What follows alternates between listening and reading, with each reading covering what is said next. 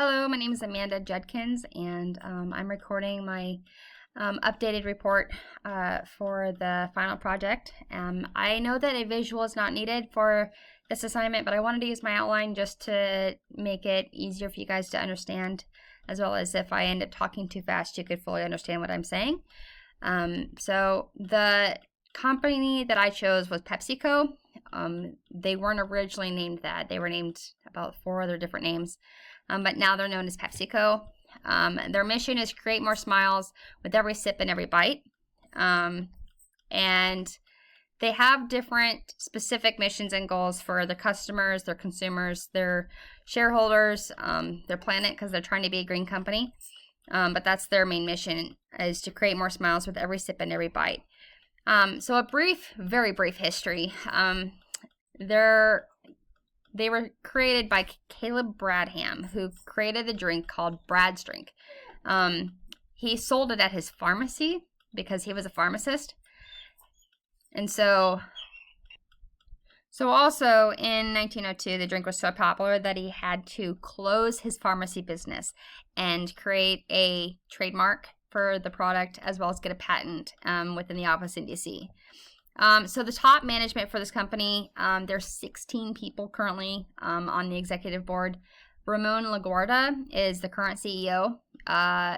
He also is on the same board with other CEOs that manage specific target areas on the globe, and they are listed below.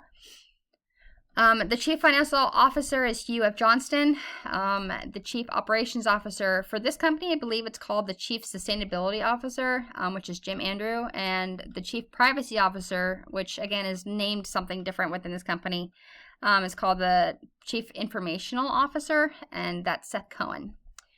The company is a major multinational company.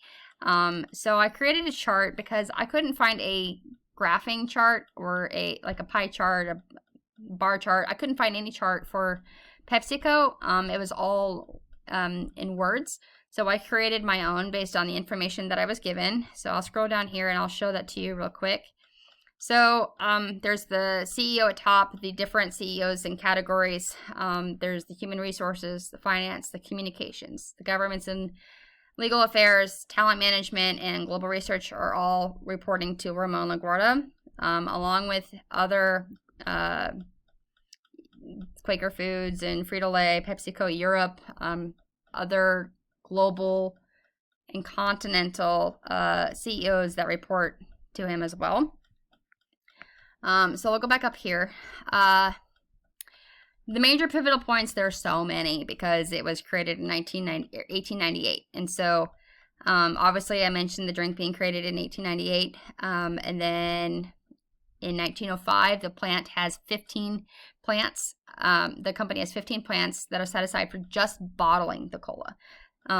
That's not for transporting, that's just bottling itself. Also, that same year, it was trademarked in Canada. So that's the first country that it was trademarked in outside of the United States. It was also trademarked in Mexico in 1907. So in 1923, the Pepsi-Cola goes bankrupt, and all of its assets are sold off for nearly $30,000 at that time to Craven Holding Corporation, which then sold it again for $5,000 more to Roy C. McGargle. And then in 1931, the National PepsiCo was changed from Pepsi-Cola to its new name in 1928, which is, I believe it ends up being the National Pepsi-Cola Company.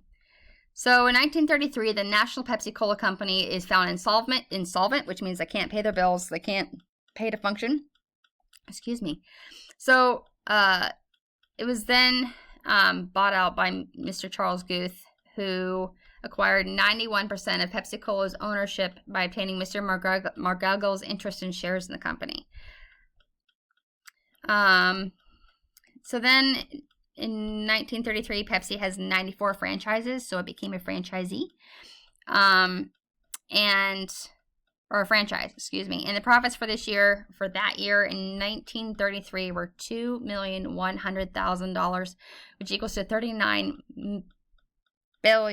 million in 2020 due to inflation. Excuse me, I misspoke. So in 1965, this is a really big time where PepsiCo merges with Frito-Lay, which the Frito-Lay's headquarters is in Texas. And then they name the new company, since it was a merge, Pepsi Cola Co., but they changed their name from Pepsi Cola to PepsiCo.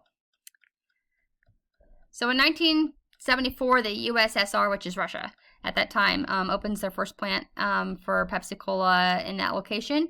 So that's three countries that it is now located in and manufacturing in. Also in 1981, it manufactures in China as well, which is to begin in 1982. So in 1997, PepsiCo wanted to have restaurants that were included Pizza Hut, Taco Bell, and KFC. So at this time, it's mostly known as a production company, but if you include the restaurants, it makes it a production and a service as well. So there's many multinational corporation facts regarding this company. They're a large multinational corporation, as it has ties in nearly every country and continent, with the exception of Antarctica. They recently purchased a company that produces beverages in Moscow, which that company was producing juice, milk, and some other beverages besides that. So they are producing in Moscow as well. Operations that are not in the United States, which are other countries, including Europe, UK, Australia, New Zealand, they bring in about 42% of the company's revenue. 22% of that is Brazil, the UK, China, and Russia, which are huge countries.